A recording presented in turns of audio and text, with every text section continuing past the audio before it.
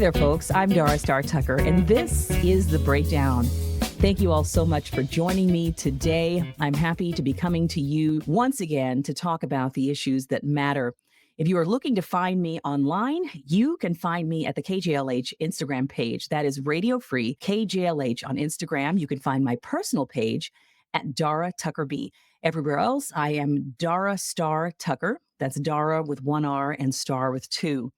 Now, I've been bringing you all some interesting conversations from some mutuals of mine. I'm starting to say I've got a really deep bench in terms of my mutuals, in terms of people that I'm able to reach out to have really interesting discussions, particularly about politics this year, but about race, about culture, all the stuff that you all know that I love to get into. And I have recently connected with the person that I'm going to be having a conversation with today. I'm so excited to have found his content. And I don't know what took me so long to find him, to connect with him, but I'm so glad I did. We've had a series of gatherings recently this year, particularly in this political season, where a couple of organizations have brought together some creators. We had an event called Trending Up, which was a conference for creators that happened in Washington, D.C., and I believe that this person was there. I'm not absolutely sure, but I think he was there. And then we, of course, were invited to come out to the DNC. I talked to you all about my experience about that last week. And so Quentin, Jiles, and I had the opportunity to really do some downloading in Chicago. We had the opportunity to do some downloading in Chicago at the DNC. And so I want to introduce you all to Mr. Quentin R. Jiles today. Quentin, thank you so much for joining me here on The Breakdown. Thank you. Thank you for having me. Quinn and I the DNC in Chicago was really an opportunity. I mean, just everywhere you looked, there were creators that I have had conversations with, that I have followed for years or who have followed me. I was being stopped. I was stopping folks. Yeah. Everywhere you look, they made creators lounges available to us. And so those were some of the really cool opportunities just to sit down and actually look some folks in the eye Mm. and kind of get to know each other as people. So Quentin and I just ended up hanging. We sat together at the conference one night. I don't remember which night was that. Yes, that was the night Barack and Michelle were there. Yeah, that was Tuesday night. That was Tuesday. Uh-huh. Quentin is so entertaining. There was a lady that turned around in front of us and went, "Sir, I am enjoying sitting beside you. You're just so entertaining to me." Oh, gosh. So he was keeping the entire section entertained. He was commentating on the entire night. And then later on, after I left the DNC, then I went and actually looked up, a little bit more information on you and realized, man, this dude is serious. He's hardcore. He is a heavy hitter. He has worked with Elizabeth Warren's campaign. Can you tell us a little bit more about your background before we get into the conversation that we are about to get into, Quentin? Yeah, 100%. So, first and foremost, thank you for having me.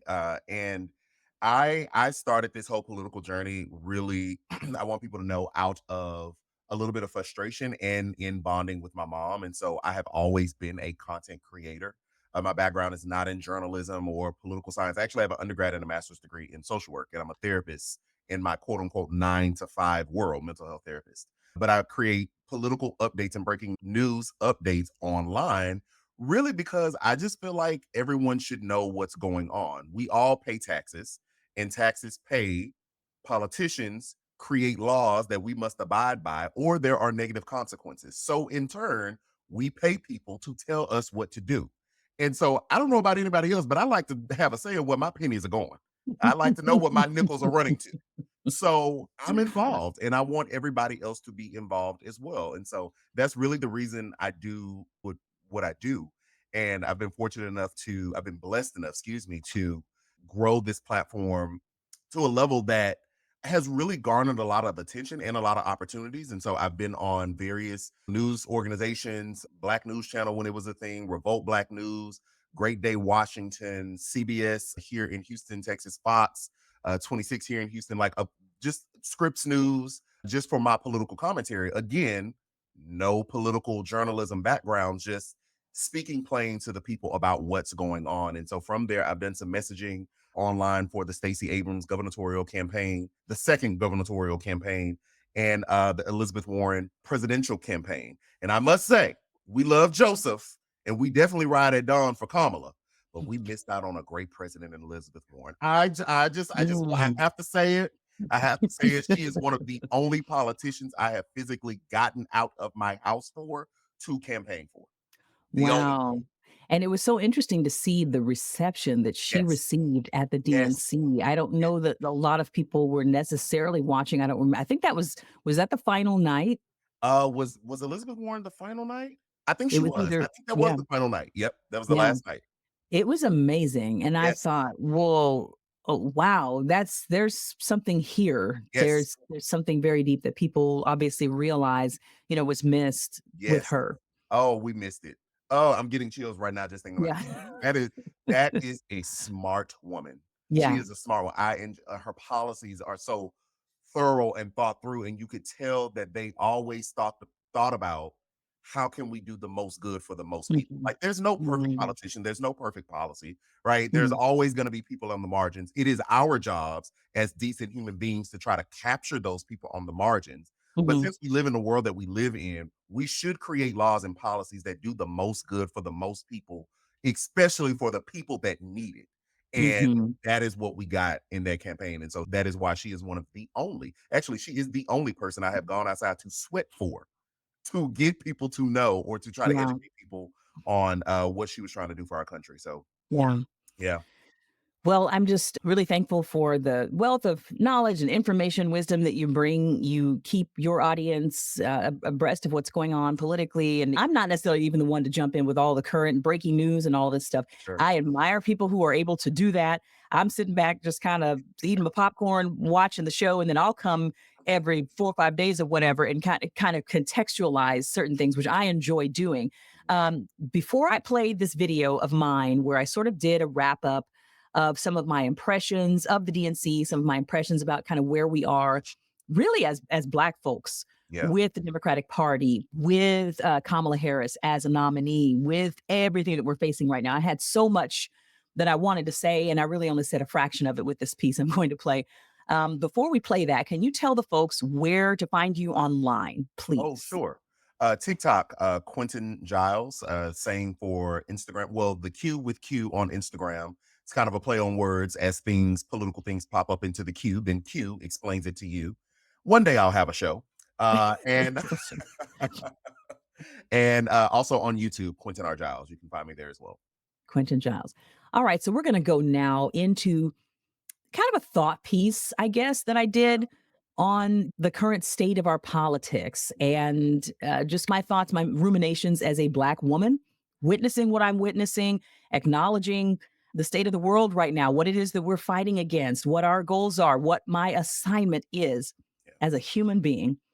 We're going to play that for you now, and then Quentin Giles and I will be back to have a conversation about it. I am a Black woman in the United States of America, and I understand my assignment. There has never been a time in our nation's history where I have been at the top of my government's list of priorities. But my assignment is to keep fighting, like my mother and my grandmother and my great grandmother before me, like Fannie Lou Hamer and Shirley Chisholm and Stacey Abrams. My job is to work towards a more perfect union within a very imperfect system. As a Black woman, I do not have the luxury of giving up on democracy.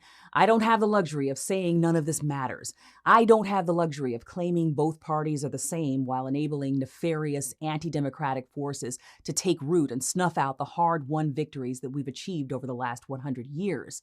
I don't have the luxury of playing footsie with demagoguery in the name of contrarianism.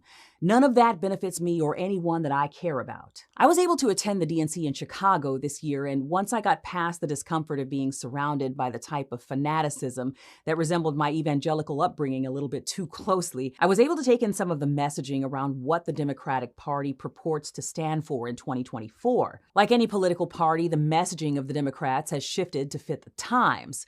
The coalition needed to secure a Democratic victory this year will necessarily be broad. There was no shortage of gun-toting, reproductive rights restricting, racism-denying Republicans in the building, all hedging their bets that maybe, just maybe, this nice Black lady would save them from the big bad bully. And frankly, I hope they're right. It's not lost on me that Kamala Harris has been ushered into this nomination, sandwiched by two gray-haired white men, one of whom had to essentially anoint her as his successor in a time frame that doesn't really allow for a whole lot of hand-wringing or dissent.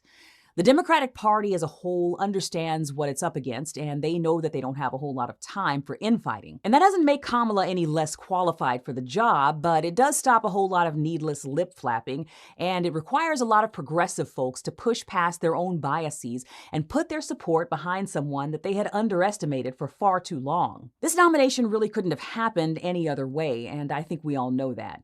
I was honored to be in the room the night that Kamala Harris accepted her nomination. I sat there in my white, surrounded by jaded journalists and a couple of Republicans seated behind me who heckled the proceedings relentlessly. Though it wasn't lost on me that by the end of the night, they had become significantly less heckly. Maybe it was all the references to American militarism. Maybe it was Kamala's cute little nieces teaching them how to properly pronounce her name. Maybe it was Adam Kinzinger, or maybe it was the chicks.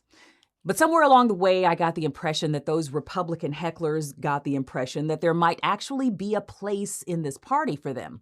Big tent thinking. That's what you need when you nominate a radical, left-wing, San Francisco liberal woman of color, right? And don't forget to sandwich her between two respectable old Midwestern white dudes. And while you're at it, it's probably best to avoid any mention of the historic nature of her candidacy. All that black woman talk is going to upset the folks in Poughkeepsie. I'm sure none of this is lost on Kamala Harris. Something tells me that she understands her assignment too. And something tells me that the thing that she couldn't speak about that night may have had a lot to do with why Palestinian American voices were sidelined. Not because Democrats weren't ready to hear them, they were. Not because Kamala Harris herself is not prepared to shift U.S. policy in the Middle East. I think she is. But because that unspoken thing, that silent, unnamed, yet ubiquitous thing, her womanness, her blackness, her otherness, was already speaking so loudly. Because the minute those two Republican hecklers behind me heard even the most sanitized, conciliatory message from a woman in a hijab, Kamala's womanness, her blackness, that otherness, would have been front and center in their minds. I don't envy Kamala Harris in this needle threading that she's having to engage in. It's literally an impossible task. And she's already lost the faith of a lot of folks, understandably. But I think her willingness to at least attempt to thread that needle in the first place will earn her the respect of a lot more people. I am a black woman, and I don't suffer under the delusion that my government is good. As an Oklahoman with Native ancestry, genocide was the genesis of my existence in this nation. Yet, how many presidential candidates have we heard seriously address the need for reparations for the descendants of enslaved people in the U.S.? In the state where Sonia Massey was killed and with the governor of Minnesota on the ticket, was there any mention of the George Floyd Justice and Policing Act? This government has been playing in black folks' faces for more than 250 years. But when I consider the impact that this government will have on the climate, on reproductive rights, on diversity, equity, and inclusion programs, on the Supreme Court, on the John Lewis Voting Rights Act, on Social Security, on health care, on LGBTQ rights, on education, on democracy itself, the choice before me becomes very clear. I am not confused. I am not wavering. And I am not second-guessing myself. As long as I am a black woman in the United States of America, my objective will be clear. Keep fighting until you think you don't have any more fight left in you, and then fight some more. Like Fannie and Shirley and Stacy and my great-grandmother and my grandmother and my mother before me, I understand my assignment, and I'm going to keep on fighting. Hey, take us to church. So I understand my assignment. I understand my assignment, and I was very careful to phrase that in the way that I did. That's not to say I understand the assignment. We are not talking about a generic assignment that necessarily everybody feels the same about. Black people are not a monolith. Sure. Black women are not a monolith, but I know my place in the conversation that is being had. I know what my outreach needs to be at this time in history. So one of the things that I get concerned about, I guess, at this point is that, and I know that there's no way to really combat this, but I feel like once we move past this moment, whether Kamala Harris wins the presidency or not, but particularly if she does win it, I feel like what a lot of folks will end up doing, which I feel like they've done to a certain extent with Barack Obama and probably every other president, is that history sort of ends up being rewritten a little bit. We end up kind of recasting all of this and forgetting what the climate was, forgetting how much we needed her Yeah. in this moment, forgetting how much we needed Barack Obama in that moment, forgetting the wave of actual hope and change and all of that. It all becomes very cliched in the rearview mirror a little bit, I feel like. I mean, he definitely deserves to be criticized for the policies that he instated that are maybe something that we should not be proud of, drone campaigns and things like that. But in terms of who he was and what he represented and what the culture needed, what the country needed at that time, I feel like that story, in terms of Kamala Harris, will not be fully told. I already know just because I've lived on this earth long enough. And so part of me creating that piece is to sort of encapsulate and put a timestamp on this and say, this is where we are. This is what is happening right now. This is what is needed. There is a reason that we are putting our muscle behind this team of Kamala Harris and Tim Walz. There is a reason this is happening. It is not fluff. It is not filler. We are not confused. We are not questioning ourselves. We are walking into this very aware Yeah. and mindful, as the kiddies are saying. I'm very mindful Very much needed. about what is happening and what is necessary and So I guess just from your point of view, what is Kamala Harris bringing for you as a Black man who has made the decision to, I assume, to put your muscle and your stamp of endorsement Mhm. behind a Kamala Harris candidacy? If somebody asks you why, I come from the church, people ask you to give a reason for what you believe. What's the reason for you? What is your assignment? Well, one, you would assume correctly. That is what I'm doing. We ride at dawn for Kamala Harris every day of the week. The reason why is because she's qualified, she's competent, she's ready, and this is her moment. You know, Mm, this is her moment. And I truly believe it's our moment. But in the context of having to vote for someone, this is her moment. And she doesn't really lean into the historic nature of her being a Black woman, a woman, right, right. period. And I think that's intentional. Right? So Mhm, I get the strategic play on it. But mhm, when I say this is her moment, I'm saying beyond Kamala Harris. I'm saying for all the women, this is her moment. And mhm, so the reason I'm voting for her is because I would never vote for a Donald Trump. I lived through the Trump presidency. mhm, I lived through the racism, the increased racism, because racism was always there. But the, mhm, the liberty and the freedom of just ripping the band-aid and pouring it all out and being unrepentant about the worst characteristics of people against mhm. other people. I lived through that. I lived through COVID-19 and the huge death toll that we suffered as a country. And as a person Yeah. who was dialed in the newspaper, we, out of everyone else, had a better chance of handling this because we saw it happening overseas before it reached critical mass here. And so to Right. have someone at the top of the chain as president to, in my point of view, let me say my words correctly, in my point of view, the way in which I see how it played out, allow Americans to die Mhm, because you did not take the responsibility of your mantle seriously, because you didn't exercise the powers that you have for the people at large, because you were so focused on what you wanted to drive an economy the way in which you wanted it to go, but you let people die. I will never forget that. People mhm. died. Real people died. And Yeah. so when I look at just that alone, right? There's so many Mhm, other things that Trump did, but that alone is disqualifying to me. To mhm. then incite people to come and ransack the Capitol, be completely disgusting by rubbing defecation on the wall, trying to My find the then God. Speaker of the House to purportedly kill her, Mhm, threaten to kill your sitting vice president because he won't lie with you, and you cheering these people on and telling them you love them. Sure, you love them, but again, you're not taking responsibility for the mantle and the position that you have. So you are mhm. disqualified in my eyes. That is that you even if Joe Biden was still here, Joe Biden could be in a coma and I still would have voted for him. Okay.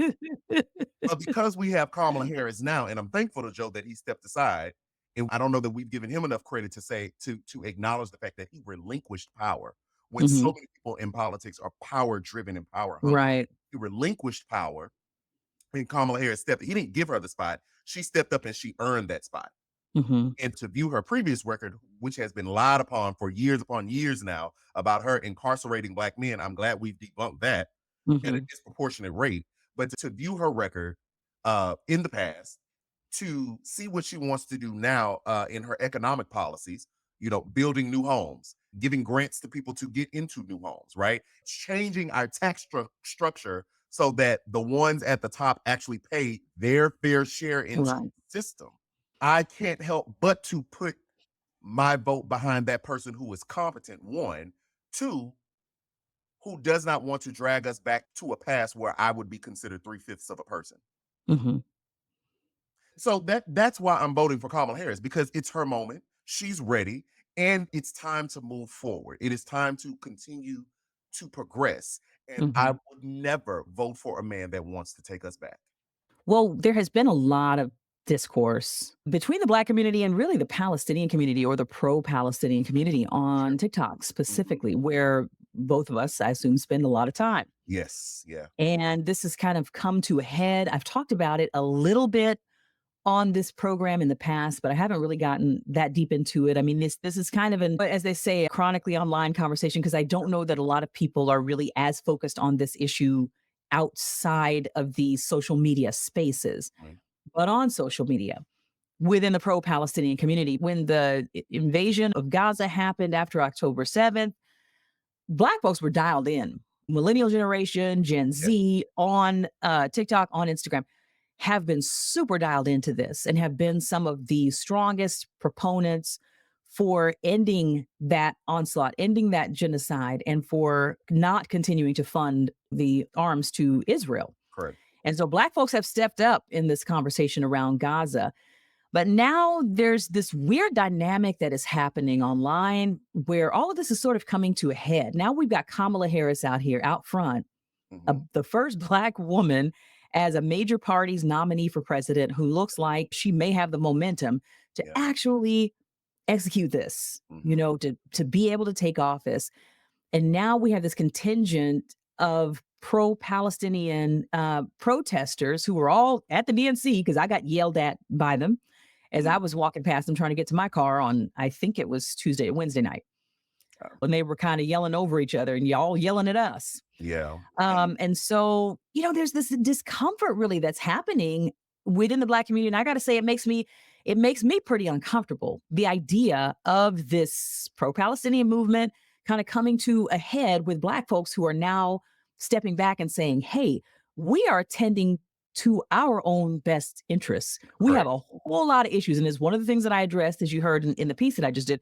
We got a whole lot of issues that we are dealing with domestically that if we cannot get this right in this moment, Hmm. there is a whole lot more at stake, and Palestinians will not be served by another Trump presidency. We can guarantee that. At all. So, I guess how aware have you been of this conversation that's happening, and kind of what would your contribution be to that? Because it's, it affects us all in different ways. I've heard different creators come out and, take more nuanced approaches to it. There's one particular creator that I have in mind right now who's just like, I am ceasing all my contributions Oh, to yeah. Gaza. I'm switching all that over to Congo and Sudan because they're not Uh-huh. getting the attention that Gaza is getting. We've been hanging with y'all and riding for y'all for 10 straight months. Yeah. And now you all want to pull out all this anti-Blackness and start accusing us of being pro-genocide and turning on the movement and stuff because we are willing to put our support behind Kamala. So how are you what are you making of this conversation? Yeah, I know which creator you're talking about. I saw that as well. I was quite taken back. I was like, "Oh Taking it back. my god!"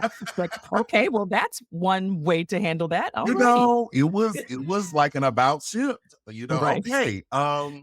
Actually, that particular creator, that's how I found out it was anything going on. That was my Okay. first introduction to what is Yeah. now happening. And I do think it's unfortunate. I did kind of go down a little bit of a rabbit hole. I didn't extensively, kind of research everything.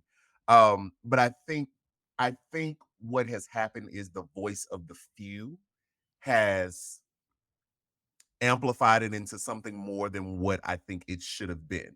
Hmm. Because there were Palestinians, pro-Palestinian Democrats at the Uh-huh. DNC as well that did Yeah. not share the same position as some of the Palestinian protesters outside, Right. right? Right. Still, still wanting the war to end, but wanting to work within the system of Democrats to try to push the party there, as Mhm. opposed to, and I'm not saying anything is right or wrong about it, but as opposed to being um, almost in an opposition with the party, right? Mhm. So I think that it's unfortunate that we are where we are in that, because you're right, Black people have been writing at dawn as well, calling it out, Mhm. and to now have like this infighting on social media, and what seems as though like this collaborative support now breaking, Mhm. at the base of it, it is doing a disservice to Palestinians, right? Yes. Yeah. If we just call a thing, you have people here in this country, you have the base of the Democratic Party behind the movement, understanding Mhm. that we have complexities within our government and the way in which we have to pass policy and legislation and all the things anyway, and to Mhm. attack that and to attack the people that are trying to help, and to attack the people in the base of the party where this is the only party where you're going to get help. If Donald Trump gets into office, you could Just probably hang it up for Palestine. call it He, call it a day. I Call it a day. believe, and let me do right, and let me just say I believe, because I don't want to misquote him, but I believe I heard a quote from him that said he wanted Bibi Netanyahu to finish the job. Well, Of what does that course. mean? Yeah. What exactly does that mean? Finish the job? You mean kill Palestinians? Mhm. Like just kill them? You have reports of Jared Kushner talking about how there would be beautiful beachfront property on the West Bank. Mhm. You mean where Mhm. people were living that got bombed? Mhm. Yeah. So is the plan to like wipe people out so that you can build condominiums and resorts? If Mhm. that's the case, if you're looking at it, the people in the pro-Palestinian movement, you only have but one major party here that you can bet money on that they will do something to try to help you. So Right. to attack the base of that party, those voters, where, like you said, we're dealing with our own internal politics here. We're Mhm. dealing with the own threat of our own survival. I am very clear on what's at stake. I understand my assignment, right? Mhm. In that our Supreme Court basically gave the presidency a kingship. So if Donald Mhm. Trump gets in, how do we then clarify or decipher what's official, what's not, if he wants to do something to re-enslave us? Like I think when I say Mhm. it, sometimes people are like, "Oh, that's extreme." Why? They separated children from their mother at the border. Mhm. They basically had them in internment camps. Yeah. Why? When we saw Yeah. Haitians trying to cross the border, look at how they treated them. Why? Mhm. When we had Americans die from COVID, why is Mhm. that an extreme or far fetched? We had an insurrection. Yeah. We found out in Jack Smith's filing that he wanted to use the military to seize voting machines and quash dissent if he chose not to leave the White House after the last election. So Wow. why is me saying he may want to enslave us far fetched? Look at what he's done. So I have to think about my own survival as a Black man. I have to think about my family. I have to think about people next to me when I go and cast my vote. And I have to think about what the candidates have said. Has Kamala Harris completely come over to a pro-Palestinian movement side? No. No. Has she said more that suggests she is more sympathetic to the movement and wants the suffering of Palestinians to stop? Yeah. Yes. That's the most you've gotten. So then to tell Black folks, we shouldn't vote for her, or to try to withhold them their votes, not understanding the bigger implication that if she does not win, it's trouble for us all, is Mhm. disheartening. It's really disheartening. And Mhm. so I don't want to tell the pro-Palestinian people what to do, because if you feel as though that is your best tactic in your movement, great. Well, not great, but okay. But I would say don't make your ally your enemy, Mhm. because there's a difference of how we move forward. We don't have to agree. I think I heard this at the DNC. I can't remember who said it. We don't have to agree on everything to work together. Mhm. We don't have to agree about the tactics and the movements to work together. And I get it. I understand it. What is happening is horrific. If Black people do die at the hands of police, but if Black people were dying like that in this country at that rate, in that way, we would be up in arms too. So I am not ignorant to the suffering. I am not attempting to even minimize the experience of what's actually happening. But when we're talking about a strategic ally, and when we're talking about trying to accomplish a goal and to gain political power in this country, there's a way in which you got to do it. And attacking Mhm. your ally, which is the base of the party, that is probably the only ones that are going to help you, is just not it. Yeah. Well, it's like the old saying, if you're not at the table, you on the menu. Correct. those old sayings, they come back and they prove to be so useful Mhm. in times like these. Old sayings like cutting off your nose to spite your face. What are you doing? You want to cut off Kamala Harris's run. You want to cut her off at the legs Yeah. when she is the person, whether you like it or not, Mhm. who is most likely to be able to give you an audience. She gave, Yeah. because, there was the whole dust up about how she responded to the protesters at her rally in Detroit when they tried to shut her down and chanted and whatever. And she said, I'm speaking, and she shut that down. Yeah. And then after all the criticism from the pro-Palestinian people, she came the following night in Arizona and she offered a much more compassionate response, which I thought was great. I didn't mind the first response, frankly. I didn't mind the Uh, first one either. yeah, Yes, it was speaking. yeah, it's like, hey, you're looking at somebody who is vying to be the president of the United States, okay? Mhm. Not a preschool teacher. We Yeah. don't need her necessarily to be the sweetest, most gentle, kind, compassionate person. I don't care if your cause is just. Their cause is just, Yeah. but she was speaking. She That's was. her rally. Yeah. And if I want her to be able to handle herself in a room with Vladimir Putin or Kim Jong-il or whomever, Mhm. President Macron or whomever, Yeah. I want to know that we are dealing with someone who does not mind very decisively stepping up and saying, I am speaking right now. I Mhm. am speaking. This is Yeah. my room. This is Yes. my stage. You Yeah. will not come and shut me down. She had a conversation with those people earlier in the day, or she had a conversation with a group of protesters. And I want to make it really clear, even having talked to a creator called Under the Desk News. If you're on social media, then you probably know who Under the Desk News is. And they have become kind of a general friend of mine, I would say an acquaintance of mine over the last couple of years.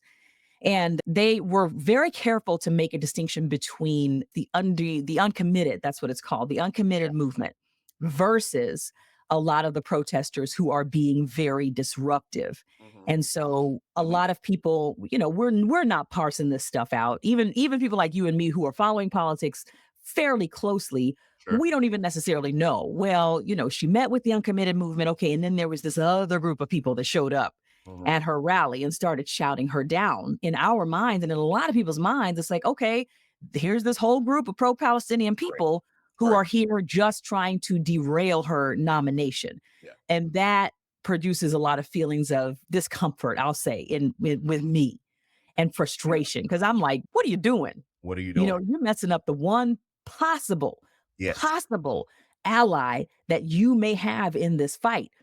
And, one of the pervading schools of thought that I have really adhered to for most of my life is that I don't take advice from people whose lives I would not want to emulate.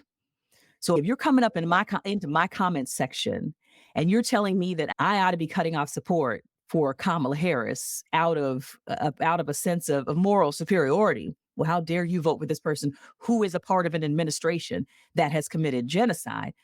um what movement have you helped to advance? What movements have you helped to further? What have you actually accomplished? What Mhm. rooms have you been in where you have come and you've done your activism and something has shifted, something has changed, something has moved? I Mhm. think a lot of this kind of online chanting and flame throwing and just setting fire to the stage, it looks very good in this performative sort of way. It reads very well if we are shaking the pom-poms for whatever the cause is that we're behind. But when it comes to enacting actual change and to affecting people's lives and to making things even incrementally better for the people of Gaza, what have they accomplished? And what do they hope to accomplish? Mhm. Because I'm all about action. People are dying. This Yes. is it could not be a Yes. more gravely serious issue. And there are most of us, I would say, within the Democratic Party or left leaning or progressive wing, are extremely empathetic to that. We are not trying to close our eyes Mhm. to the suffering that is happening in Gaza. We are appalled by the actions of our government. We do not want our tax dollars to go to supporting this unjust onslaught within Gaza. We don't want this. So we're the best allies you got. Yeah. But unfortunately, when it comes to government, when it comes to politics, things move at an incremental pace. They do not move quickly. It's not like protesting Starbucks into embarrassment, at changing some sort of policy. No, we're talking about shifting U.S. foreign policy. Yes. Just a very different thing. And I think, especially with a lot of these folks who have really only been in the activism space for a year or two, Mhm. they're not maybe understanding just how slowly things can move. Yeah. I'm glad you said that because what I was thinking of, even when you said some of the feedback is, how could you vote for an administration who has signed on to such things? Well, even from a business perspective, how many of us have worked at a job where we didn't necessarily agree with Right. everything that the C suite did? Right. But I'm not the boss, Right. right? Right. And I'm I not would the even boss. say that for Kamala. I don't think Kamala Harris actually agrees with a lot of No, US foreign policy. Joe Biden has been the most pro-Israel president I think that we've ever had. And I yes. don't think just listening to how Kamala Harris speaks about this issue, I don't think she lines up with him on most of this Thank stuff. you. That is, you took the words out of my mouth. I was literally going to say, but if you actually listen to her, Yeah. which, you know, if you listen to her, you will be able to hear the differences now that she's running. Yeah. Not while she's vice president, while she's the candidate. You can hear the differences in how And she how she thinks speaks. about the Yes. situation, but she understands how our government works. She understands where the money's coming from. She Yes. understands the coalition. Yeah. So she's walking a fine line. But if you actually listen, you what it is maybe you want to just hear specific words that will make you feel good. But if Yeah. you pause and listen to her, it's different from Joe Yeah. Biden. Oh, it's very different, and A even lot for of her things. to say even for her to use the phrase that she believes in Palestinians' right to self-determination, for Correct. her to use that Correct. phraseology in her speech the night that she was accepting the nomination, Yes. that is farther than any US president, certainly farther than Joe Biden has ever gone, certainly not something you would hear Yeah. Trump ever say, and it's not just words. These words impact policy. These words indicate Yes. her intent in terms of policy. But can she come in here guns blazing and talking about everything she's going to shut down and tear down and change right now? Do you think that she would have any chance at the presidency if she were doing half of what these protesters feel like she should be doing right now? Absolutely not. Right. She fully understands the realities Correct. that she's dealing with. So she's, as I said in that piece, she's threading a very fine needle. It's an impossible task what Yeah. she's engaged in right now. It is Yeah. impossible. Yeah. And I guess she could say everything she wanted to if she was a racist old white man, but such is life. Hey, Such is she life. most certainly could. It wouldn't really matter. Yeah, and that was another thing I pointed out in the piece. It was like her blackness, her womanness is speaking very loudly right Yes. now, and there are a lot of folks that they are courting in the middle and on the right. Yes. And I kind of want to end the conversation with a little bit of your thoughts on that. Just the idea that watching what we did at the convention and watching all of the patriotism and the USA chants and Yeah. even her referring to a lethal military, just the militarism period for a lot of progressive folks, even for me, I'm sitting back going, oh Lord, what are we talking about here? And just to see how many Republicans were given space, which is another thing those pro-Palestinian folks were upset about. It's just like, well, you can create all this room for Republicans in your convention, and you can't create a space for a Palestinian American to get up and speak. But how are you feeling about that kind of rightward or centrist shift that she is obviously having to make to broaden the coalition as much as possible? She's trying to win an election. Yeah, I mean, that's just let me get very pragmatic here. yeah, She's trying to win an election. This is not a Bernie Sanders candidacy where I have all these really big ideas and grand proposals, and it's a long shot for me to get it, but I can hmm, push the party to it. If you look at Bernie Sanders' candidacy, Bernie was never going to get this nomination, but right, he has pushed the Democratic Party to adopt a lot of his ideas because they were mm, insanely popular with young people, which is a part of the base, mhm, right? She is not running an idealistic candidacy. She's running to win. to And the win. reality on the Yeah, ground is everyone is not as progressive as some of us are. And hmm, so, in order for her to win, she needs the base, but she's also got to expand the coalition. And so, hmm. her reaching out to Republicans, I think, is wise, particularly if you get you some John McCain Republicans, some Mitt Romney type Mitt Republicans Romney. who care Hmm, about democracy. Not that hmm, we agree on ideology, not that we agree on policy, but that we agree that we are a country of people and not a king. hmm, You have, or even some Nikki Haley voters, right? hmm. Oh yeah, So yeah. Nikki Haley, she was still getting votes even after she dropped out of the primary. That tells you something. Those people Hmm. are in play. So because of that, because she already has so many things stacked against her, she's a woman. She's black.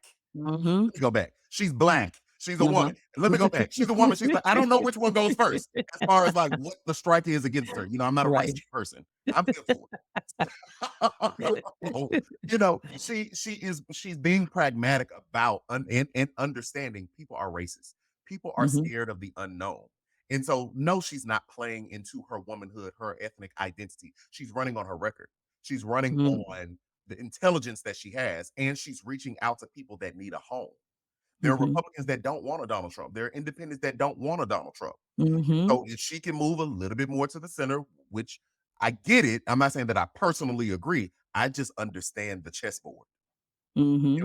and what's happening. So I think it's strategic. I think it's smart for her to doing what she's doing. Now, I'll say this: there was a missed opportunity to have a Palestinian person speak at the DNC. Yeah. What a beautiful moment would it have been for that Israeli family to speak alongside a Palestinian person? Because if you listen Yeah. to the Israeli family, what do they want? They wanted the hostages back, right? They wanted to Mm-hmm. end the war. And if I remember correctly, they didn't say anything about Palestinian self-determination, but they talked about the suffering of the Palestinian people, Yeah. right? Which suggests there is some empathy there, and that's something that they don't want to see either. They want peace. How Right. beautiful would it have been to find not maybe not one of the protesters outside, but maybe one of the uncommitted people or Yeah. leaders that Kamala Harris spoke to that are trying to work within the framework of the Democratic Party to have an Right. Israeli family and a Palestinian family or leader speak together to Yeah. call for the end of the war. I mean, how Yeah. powerful. Yeah. How so there was a missed opportunity. I Yeah. agree with that part. Absolutely. Totally missed Absolutely. And opportunity. to have had them there at the same time, I think might have Yeah. actually been a great compromise, a great message. So yeah, I think they still have some work to do in terms of messaging, but we know how powerful this contingent is that is just absolutely determined to back Israel at any cost. And I really hope in my heart of hearts that policy begins to shift Yeah. because this is a foreign government. We cannot forget. And I think one of my mutuals, Elizabeth Booker Houston, pointed out recently, she said, we really need to stop asking for a ceasefire. I mean, the ask really doesn't need to be for a ceasefire because Benjamin Netanyahu can do what Benjamin Netanyahu wants to do. Mm. We really have no jurisdiction over what Benjamin Netanyahu does. What we can decide to do is to stop funding what Benjamin Netanyahu is doing. That is what we have control over. And so we need to begin to emphasize that separation that really should exist and really reiterating the fact this is a foreign government. This is not an extension of the United States. This is a foreign government. Mhm. And so to some degree, until we choose to stop arming this, we are not really in control of anything. And what I'll add to that is that I would say at a minimum, I think Bernie Sanders has called for this, at a minimum, putting conditions on the aid that we give to Israel, right? Yeah. Because you're right, it is a foreign government, and in that it is a geopolitical strategic partner in the Oh region. yeah. And so Yeah. so I don't even know if I'm on the side of saying let's stop funding Israel because of the strategic alliance that we have with Yeah. them in the region. But what we I'll can be do more specific and say arms funding. Stop the Correct, arms correct. What funding. we can do is put contingencies on look at Ukraine, right? We have Hmm. Ukraine right now. I just saw a report right now is asking America if they can hit Russian targets with Mm, American arms, right? right. There are Right. contingencies there. Right. So I would be in favor of the at a minimum Yeah. contingencies on the way in which your weapons and money can be used. Yeah. Absolutely. Very smart. Well, I hate that we have to wrap up the conversation at this point, but it's been just fascinating being able to talk to you about this, hearing someone else's point of view. Quentin, I hope we can do this again Yeah, for before the sure. election happens. I think just getting together and processing through a lot of what we're all experiencing, a lot of what Yeah, we're all seeing is so important right now. Can you tell the folks, this is Quentin Giles. And Quentin, if you would please just give the audience your socials once again, yeah, let them know yeah. where they can find you online. Yeah, you can find me on TikTok at Quentin Giles, on Instagram at the Q with Q, or on YouTube at Quentin R. Giles. And I would agree. I've had a great time and I hope to be back. This was fantastic. I'm glad I met you at the DNC. It was great. We had a good time together. All right. You all follow Quentin Giles. Follow Radio Free KJLH on Instagram. You can follow me, Dara Tucker B on Instagram. Everywhere else, I am at Dara Star Tucker. You all continue to take care of yourselves. As I remind you at the end of every show, make sure to register to vote. They're purging folks from the rolls, from Georgia to Texas to Pennsylvania, every kind of swing state there is. Even if you're in California, it doesn't matter where you are. If you don't think your vote matters. Check your voter registration at vote.org/DARA. You all continue to fight the good fight. Remember what your assignment is, and I'll see you at the same place, same time next week. Until then, let's learn to shout.